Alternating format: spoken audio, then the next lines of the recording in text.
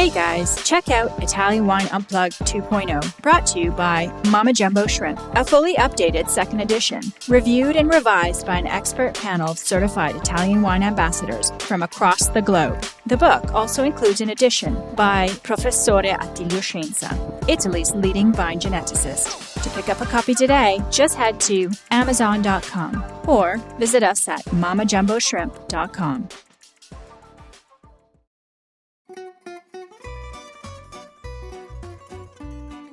Welcome to Wine, Food and Travel with me, Marc Millon, on Italian Wine Podcast. Listen in as we journey to some of Italy's most beautiful places in the company of those who know them best, the families who grow grapes and make fabulous wines. Through their stories, we will learn not just about their wines, but also about their ways of life, the local and regional foods and specialities that pair naturally with their wines, and the most beautiful places to visit. We have a wonderful journey of discovery ahead of us, and I hope you will join me.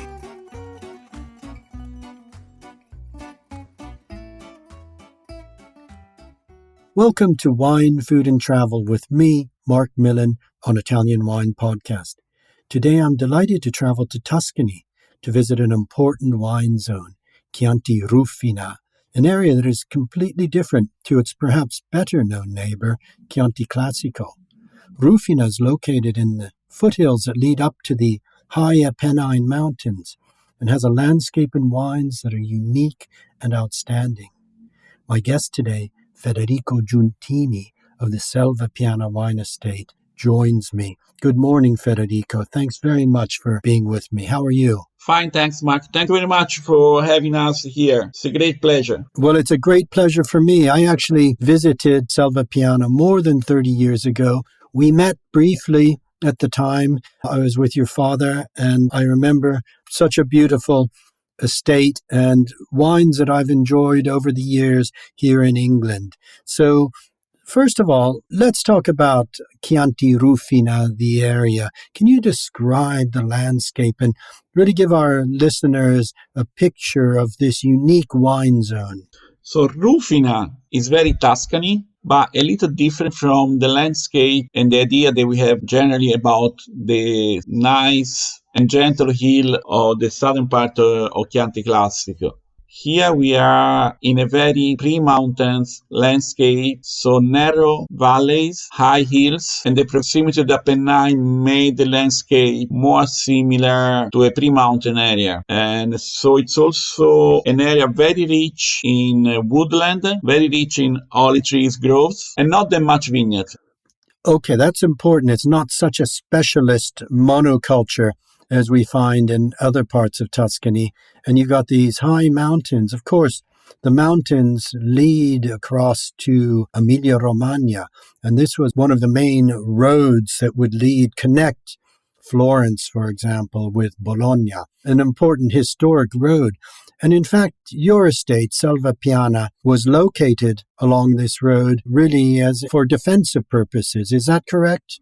Yes, Selvapiana, like many other winery nowadays or estate, was built first as a watching tower over the valley. These towers were overlooking one each other, and they were built to protect Florence. Also, the village of Sieve, that is one of the main towns, was first built as a fortified village with an army always there. Because Italy, it's an old country but very young nation, and we have been fighting one each other for centuries. Sure, of course. Now, who would have been the invaders that Florence needed to be protected from? People coming from all different ones? Well, many different ones, from the French, the Austrian, and other small kingdoms in which Italy was divided. So we have this all along the Sieve Valley, this narrow valley, a series of watchtowers that were protecting and could raise the alarm if invaders were coming. Now, that watchtower is actually on the label of the Selvapiana wines. I know that label well. Yes, the label is a very classic label, and it represents Selvapiana as it was when it was bought by Michele Giuntini in 1826. And the tower is in the middle of the villa. Okay, well, let's just hear the Selvapiana story. You've mentioned Michele Giuntini, who first bought the estate. Tell us a little bit about the family. Michele Giuntini was a kind of banker between end of the 18th and beginning of the 19th century, and he made a quite good amount of money and invested a lot in estates. And he got 3 daughters and 1 son, and the daughter were married with the old noble family of Tuscany and Florence, and the male kept the properties. And when he closed the bank, the private bank, Selvapiana started to be a real farm. And then we went all through the difficulties of crop sharing, the 2 world wars, and in the 50s, Francesco Giuntini that you met started to produce and started to try to make quality wines in the mid-60s at the end of crop sharing. There was a big change for Tuscany. A massive change then. So this is the end of the mezzadria, the crop sharing, and when the farms really had to find a new way to work and to continue after this system that had been in place for, 800 years. So it was a big period of transition, and your father, Dr. Francesco, was really instrumental in creating Selvapiana as a real quality wine estate. Yeah, it was very tough times, the 60s and 70s. Properties changed hands for very little money. There was not great hopes for farming or for winemaking at that time. But slowly, if you want to put a date or an event, they started to change the history of Tuscany wine was when Pier Antinori produced the Tignanello. That was probably the wine they show to all the other producers. There was something better than just selling wine in bulk to the big negotiants.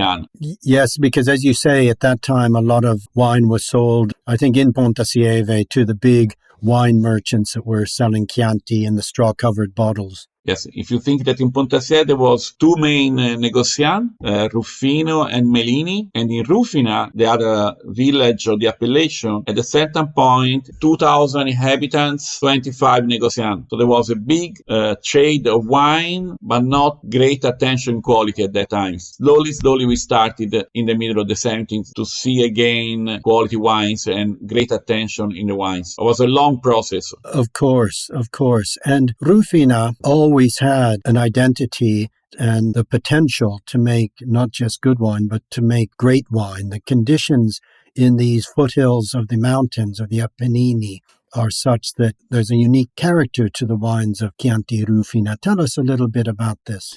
For sure, if you think that in 1716, when the Grand Duke of Tuscany made probably the first law in Europe to protect the wine-producing area, and he named 4 areas, the historical part of Chianti Classico, Valdarno, Carmignano, and Rufina and Pomino. So Rufina and Pomino at that time were more or less the same areas, and they were already well known as a great wine producing area. What is making the difference here is the proximity to the Apennine and the unique kind of soil that we have. But mainly is the Apennine, because we have a climate and more than one. First, we enjoy cooler climate. Then we enjoy a great swing between night and day. And second, the ripening season is a little bit longer and more uniform, and especially in the last vintages, they are so warm. We never exceed in sugar. So the wines of Rufina normally are very well balanced with fine, ripe tannins, probably not bigger body, but very good elegance. Italian Wine Podcast. If you think you love wine as much as we do, then give us a like and a follow anywhere you get your pods.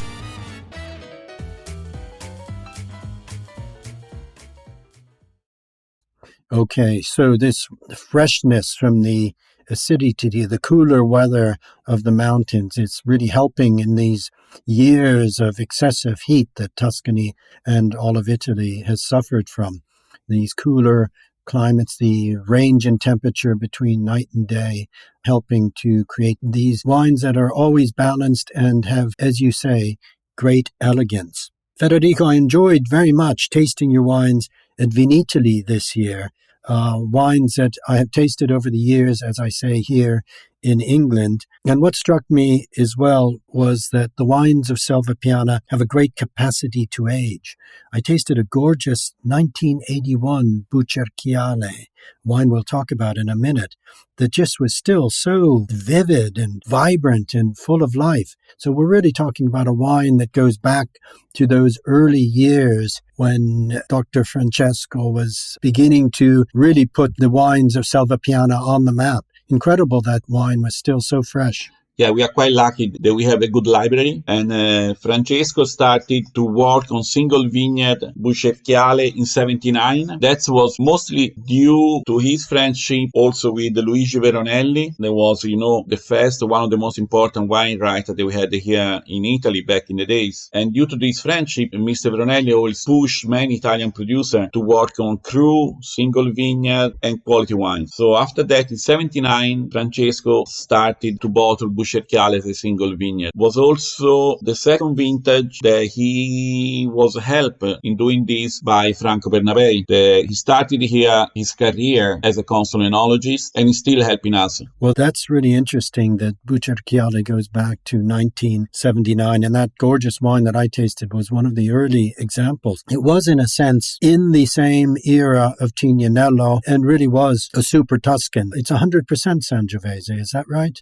At that time, it was nearly illegal to make Sangiovese 100% a wine called Chianti or Chianti Rufina. But Francesco, that you have met, is such an honest man, but he decided the best wine of Selvapiana and one of the best wine of the appellation, Chianti Rufina, should be in the appellation. So he never joined the idea of IGT or Vini da Tavola, and then became the Super Tuscan movement that really changed the history of Tuscany wine. He always wanted to have Bucerchiale in the Chianti Rufina. I perfectly remember when I started to help him in 1887, we had a meeting with Francesco, Franco Bernabei, and myself, and we tried to convince Francesco to put Bucerchiale in the Vini da Tavola group, because for us was could have been a good chance to increase prices, that to be honest. And he was so firm to keep Bucerchiale in the Chianti Rufina that nowadays we have to say that he was right.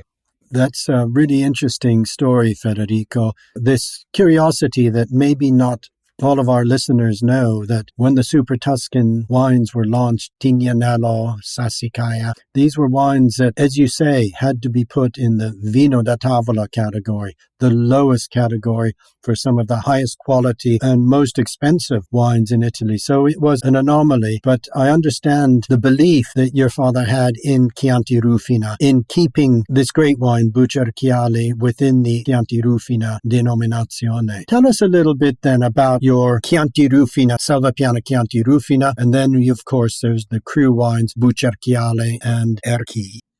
So the Chianti Rufina is our business card. It's the wine that really show what can be a Chianti Rufina, maximum 2 years of aging in the cellar, and it's a wine that is fresh, fruity, nice drinkability, good acidity to match food, and this is a wine that is made from a blend of all our vineyards except Bucerchiale, and it's a wine that really tell a lot about the identity of Rufina. And we do it very simple in terms of winemaking: long maturation, natural yeast, large cask and cement for aging. Even if it's an entry-level wine, has a long life. In the last 10 years, we started to lay down in our library cellar also some bottles of the Chianti Rufina. And it really can go much farther in terms of aging than we expect. And it's a very full wine. It's a wine I always enjoy drinking. It's a beautiful, as you say, this is not an easy drinking Chianti. Although it's the Selvapiana entry wine, it's a gorgeous, elegant example. It's like a Pinot Noir from a village of a Burgundy. In Rufina, we like to consider ourselves in our area as the Burgundy of Tuscany, or where the Sangiovese become more similar to a Pinot Noir. Tell us about Erchi then. This is another cru wine, less well known than Bucerchiale, but a different expression from your different vineyards. If Bucerchiale is the project of Francesco, Erchi is the project of my sister and myself. We bought the land in 1998, we planted the vineyard in 1999, and then we waited to have a very well-aged vineyard to release a single vineyard Riserva. That was first vintage 2016. And we have been very lucky to be able to buy that property. This is 7 kilometers away from Selvapiana, in the village of Sieve. It's an amphitheater, a little bit like a Conca d'Oro, Trentino, where we have Poggio a Remole from Frescobaldi, I Veroni, and Il Capitano. There are 4 properties. It's top of a hill, southeast facing, and the soil is very different from Bucerchiale. If Bucerchiale is more rich in clay and limestone, Erchi has much more calcare and iron. So the wine has a completely different profile. We were looking for many years to be able to have a second single vineyard, but we needed a different soil. And so we were very lucky to be able to buy that property. And it's very different from Bucerchiale. If you compare... Yes, let's compare Bucerchiale with Erchi. Bucerchiale is more similar to the Gaiole wine. Erchi is more similar to Castelnuovo Berardenga. So in Bucerchiale you have lots of freshness, a good minerality and earthiness, and cherry. In Erchi we have more black fruit and more graffiti. And the wine is richer, big body wine compared to Bucerchiale, even if they are made in the same way. Yes, I tasted the 2018. It is a big, powerful wine, beautiful wine. What does Terra Electe mean on the label? Terra Electe is a project from our consortio. Terra Electe is a trademark, and all the producers that joined the project had to respect 2 main rules. The wine must come from a single vineyard, and the wine must be 100% Sangiovese, and it must be aged at least 30 months, or this 30 months, 12 in oak. So this is something that we work a lot together as with the other producer. It will be the best way to put, again, Rufina as an appellation in the map of a high-quality wine of Tuscany. Okay, that's important, Federico. And Terra Electe, then, it's a Chianti Rufina project with the consortio, and if one sees that on the label, it's the highest quality, rather like the Gran Selezione in Chianti Classico. Yes, something like that, but we have stricter rules in terms of grapes. Just Sangiovese is mandatory to have single vineyard. So we have to declare the vineyard. So if the vineyard is 2 hectares, must be 2 hectares for the next years. The next step that we are talking with the other producer is that the vineyard of Terra Electe should be organic farm, because nowadays of the 20 producers that we are here in Rufina, 12 we are already certified, and the other producers are doing organic farming. So that will be another step to have Terra Electe as a very unique project. Okay, great. Well, thank you for explaining that. Federico, you've already mentioned that your wines are very good wines to accompany food. Can we talk a little bit about the gastronomy of your area? What are some of the typical foods that you would say pair very well with the wines of Selvapiana? In many parts of the Tuscany, the tradition is the same. For the Rufina, the simple part of our food. So all the appetizer, pasta with summer dishes like panzanella and papa al pomodoro. Panzanella, this wonderful bread salad. Yeah, and it's very good with white meat as well, like chicken, roasted chicken, and vegetable. If you don't eat meat, Rufina is very good with just vegetables as well, of creamy cheeses, like fresh pecorino. Instead, Bucerchiale and Erchi, they need more serious meat, or pasta with a serious meat sauce, like wild boar, deers. Something I like a lot is duck and lamb.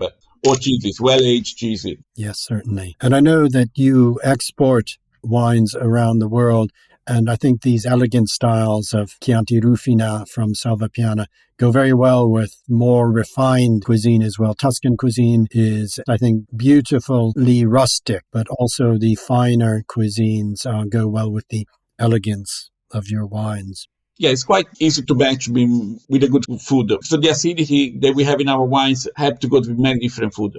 Yes, that's very important, that essential acidity that Rufina has. Perhaps that other areas of Tuscany don't quite have that same defining backbone. Finally, Federico, wine hospitality. Rufina is a beautiful area to visit. As I say, it's probably less well known to many people who come to Tuscany than perhaps the Chianti Classico, but it's a really stunning area. I know I've passed through driving across into Tuscany or out of Tuscany, but it's an area really one should come and stop in. Tell us a little bit about wine hospitality in the area and at Selvapiana. In the area, we are growing a lot. It's still a gem to be discovered more. We have 3 or 4 estates that really are working very well in hospitality. Probably the best example here in the area is Castello del Trebbio, where Anna started many years ago to work on hospitality, and she's doing very, very well. And then we have a few good restaurants, very classic, very typical, very authentic. And At Selvapiana, we still don't have agriturismo or a restaurant yet, but we do lots of wine tasting, and we offer many different possibilities of tastings. And we are working together with the other producer to try to get more wine people in the area to discover the area and the quality of our wines. Okay, that's very important that you're all working together to help promote this beautiful area with such beautiful wines. And for our listeners who want to experience Selvapiana at the source, to taste wines on the property, there are possibilities that can be arranged. Yes, we have a form in our website.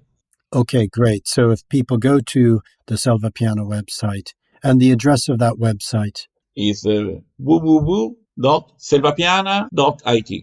Okay, so www.selvapiana.it. Great. Federico, it's been a real pleasure meeting you here this morning, talking to you. My pleasure, Mark. Thank you very much. Thank you, everybody. And you've taken our listeners to an important and beautiful area, and you've explained so well the wines of Selvapiana and also a little bit about the history of this estate. So thank you very much for being my guest today. Thank you. Thank you very much. I hope to see you again here at the property soon. I hope so too, Federico. Alla prossima. Grazie.